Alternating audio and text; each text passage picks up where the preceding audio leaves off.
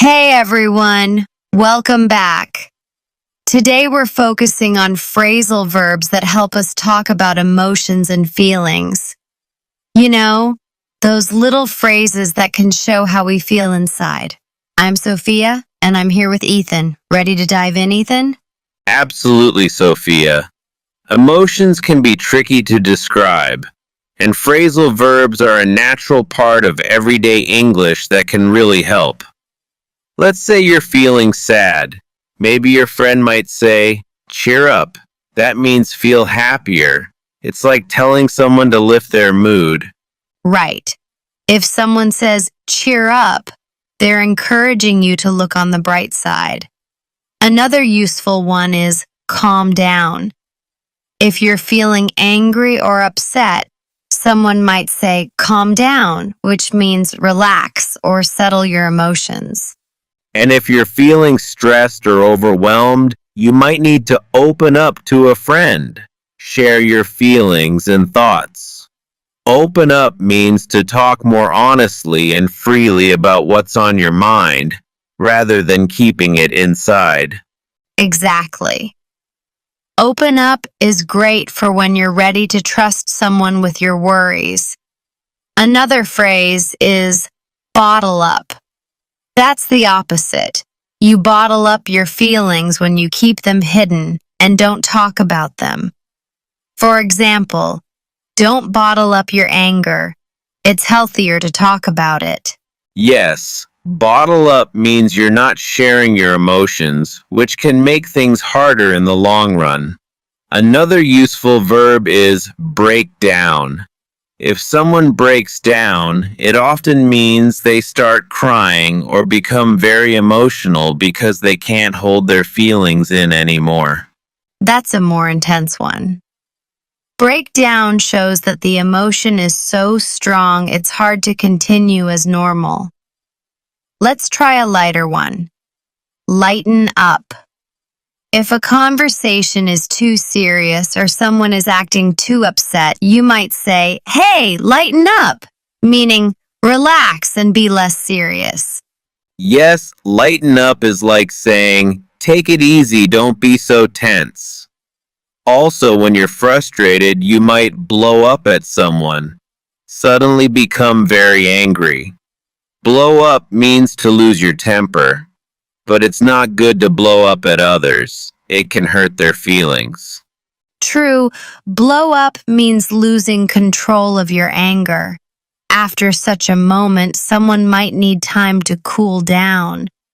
Cool down is similar to calm down, but it can also mean taking a break until your emotions settle. For example, I was so mad, but after walking outside, I cooled down. So we have cheer up, calm down, open up, bottle up, break down, lighten up, blow up, and cool down. These are all very common when talking about feelings. Let's give some quick examples.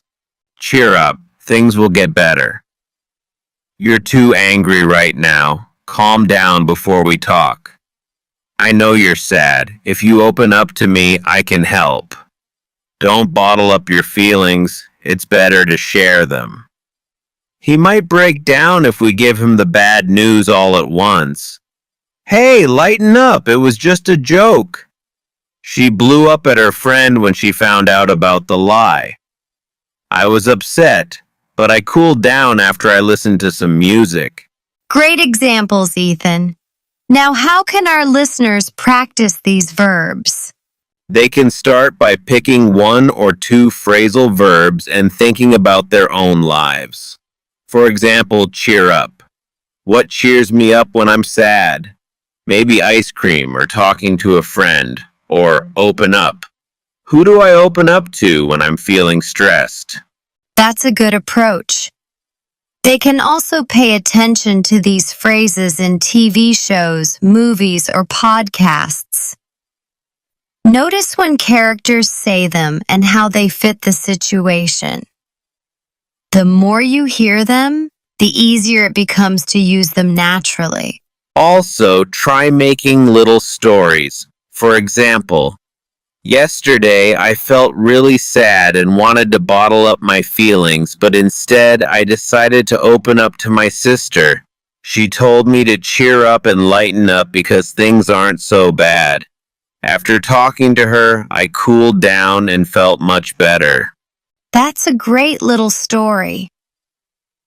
By creating scenarios, you lock the meaning of each phrasal verb in your memory. Over time, when you really feel sad or angry, these phrases might pop into your head naturally, helping you describe your feelings in English more easily. Exactly. Remember that it takes practice, and it's okay if you don't feel 100% comfortable at first. Just keep listening, repeating, and experimenting with these verbs in your daily life. Eventually, you'll use them without even thinking about it. And one more tip. Don't be afraid to make mistakes. Making a mistake and then correcting yourself helps you remember the right usage even better. It's all part of the learning process. Yes, every time you try a new phrasal verb, even if it comes out a bit awkward, that's progress. Soon, you'll find yourself slipping them into conversations naturally, like when telling a friend, "Cheer up," or asking someone to open up about their problems. So, keep listening to native speakers, reading articles, and watching shows or videos where these verbs are used.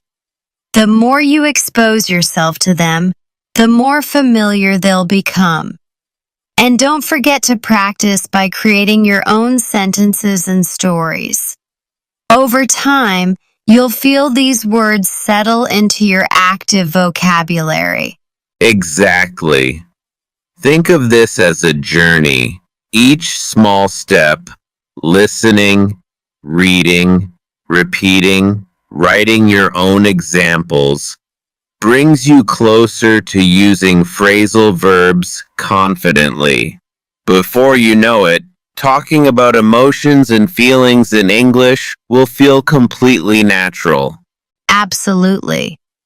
And if you find a particular phrasal verb challenging, try focusing on that one for a few days. For example, if cheer up is tricky, think of situations throughout the day where you could use it, even just in your thoughts. My friend failed her test. This is the moment I could say, cheer up. This kind of mental rehearsal helps lock it into your memory. Also, try mixing these phrasal verbs with vocabulary you already know. If you're comfortable talking about your day, add one of these emotional verbs to describe how you feel at the end of it. Instead of just saying, "I felt sad," say, "I felt down, but I tried to cheer myself up by watching a funny movie." That's a great point, Ethan. Linking new verbs with familiar words and situations makes them feel more like tools you can use anytime, rather than just abstract concepts you learned in a lesson. And don't forget, language learning should be enjoyable.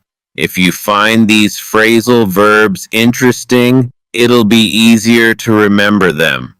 Watch a comedy show and pay attention to how characters lighten up a tense situation, or listen to a friend talk about how they had to calm down after a stressful event. Real-life examples are everywhere once you start noticing them. Yes, when you see these verbs in natural use, it's like seeing them in action. Over time, you'll develop an intuition for when to use each one.